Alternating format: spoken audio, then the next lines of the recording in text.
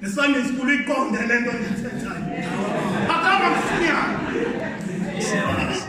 Phakama kamsinyane. Phakama kamsinyane. Yingozi ukusuka kade. Eyenzakalisa ufudo. Yena xesha lenqwelo. Usabothinga. Ithingwane siza. Abona ubana ithingwane siza. Nithole ifaka inhloko phakathi. Enjalo kokuba lizame ukusalela phambili.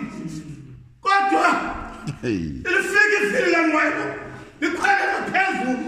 Lobetha amathumbu aphume ekaleni. Ngoba isuka kade ifudo. Phakama msinyane. Lithole ilizwi. Phakama msinyane. Ethanda balula amandla omthandazo. Iyo yonke lento. Oba. Yingozi ukuzimela kuwe. Ngoba ufudo lizimela kwalapha kulo. Ifana nomuntu. Yabona umuntu. Abasithoba ihlobo wami. Omnye phakathi bazi kuthiwa athi isikalika. Athi ba umdeni.